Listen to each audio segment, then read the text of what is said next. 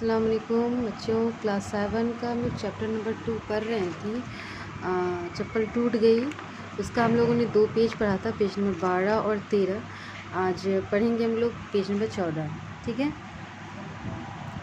सच्चाई जानकर वो दोनों छिपते हुए चले गए, मगर उनसे कहीं ज़्यादा छिप मुझे आई। लोगों की भीड़ मेरी ओर देखते हुए कानाफूसी कर रही थी। मैं फ़ौरन आगे बढ़ लिया। जैसे ही मैं बाएं पैर पर जोर देकर 2 कदम चला कि पीछे से लोगों का ज़ोरदार ठहाका सुनाई दिया। कोई कह रहा था, वो शरीफ इंसान यूं ही गलत नहीं समझ बैठे थे। मैं बुरी तरह खिसिया गया। तो बच्चा जो था वो अपने आप को उन दोनों शख्सों से हाथ छुड़ाते हुए खड़ा हुआ और अब वो चारों तरफ देखता है तो लोगों की भीड़ जो है आपस में एक दूसरे से छुप छुप करके बातें कर रही है धीरे धीरे। तो अब वो बच्चा क्या करता है, आगे की तरफ बढ़ता है। जैसे ही वो अपने बाएं पैर पर जोर देकर 2 कदम चलता है कि पीछे से जो है लोगों का ज़ोरदार ठहाका सुनाई देता है। लोग कह रहे होते हैं कि वो शरीफ इंसान जो माजूर फाल रुकन वाले थे वो गलत ही नहीं समझ बैठे थे यूँ ही। बच्चा तो बड़ी ज़ोर से खिसिया गया, इन्हें गुस्सा आ गया। चप्पल बीच राह में धोखा न दे जाए इसलिए इसकी मरम्मत करा लेना ठीक था, लेकिन जूते चप्पल ठीक करने वाला जो शख्स कम पैसों में मरम्मत करता था कुछ दूर बैठा था। शायद इस तक पहुंचने से पहले ही चप्पल साथ छोड़ देती। मेरे जहन में एक तजवीज़ आई। मैंने लोगों की नज़रें बचाकर चप्पलें हाथ में ले ली और जल्दी जल्दी रास्ता नापने की कोशिश करने लगा। अब बच्चे के जहन में ये ख्याल आया कि अब जो हम चल रहे हैं तो ऐसा ना हो कि चप्पल हमें रास्ते में धोखा दे दे। इसलिए उसके जहन में ख्याल आया कि हम क्यों ना करते हैं कि चप्पल को बनवा लेते हैं। लेकिन वो चप्पल बनाने वाला जो शख्स था वो थोड़ा दूर पर था, तो उसके जहन में आया कि अब चप्पल को हाथ में लेते हैं और उस शख्स के पास, सेम जो चप्पल बनाता है उसके पास जल्दी जल्दी पहुंचने की कोशिश करता है।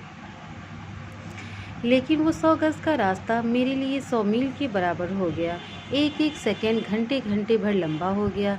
लगता था पूरा बाज़ार मेरी ओर देखकर हंस रहा है। सड़क दीवारों और खंभों तक में आंखें उभर आई हैं और मुझे घूर रही हैं।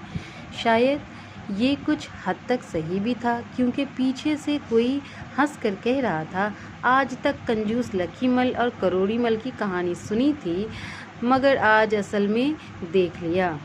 अब बच्चा जो है वो मोची के पास पहुंचना चाह रहा है, लेकिन उसको शर्मिंदगी ऐसी महसूस हो रही है कि उसको 100 मील का रास्ता जो है, 100 गज़ का रास्ता 100 मील के बराबर लग रहा है। वो हर कदम पर उसको लगता है एक घंटे घंटे पर लंबा हो गया है। सारा बाज़ार उसको देख के हंस रहा है। सड़क भी, दीवार भी, खंबे तक, ऐसा लग रहा है सब में आंखें आ गई हैं, सब उसकी तरफ घूर रहा है। अब लोग कह रहे हैं कि कंजूस लखीमल और करोड़ीमल की कहानी तो सुनी थी, आज असल में देख भी लिया। जैसे तैसे चप्पल ठीक करने वाले के पास पहुंचा।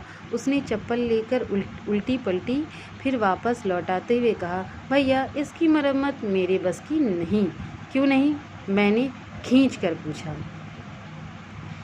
तो अब वो कह रहा है, इसे एक जगह से सियूंगा तो दूसरी जगह से टूट जाएगी, फिर दूसरी जगह से सियूंगा तो तीसरी जगह से टूट जाएगी, तो दूसरी, तीसरी, चौथी हर जगह से सिल दो, 25 रुपये लगेंगे।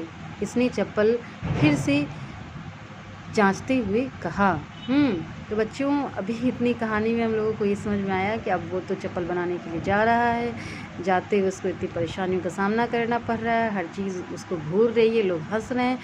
तो चप्पल बनाने वाले ने उसे कहा कि ये सिलना हमारे बस की बात नहीं है। तो क्यों?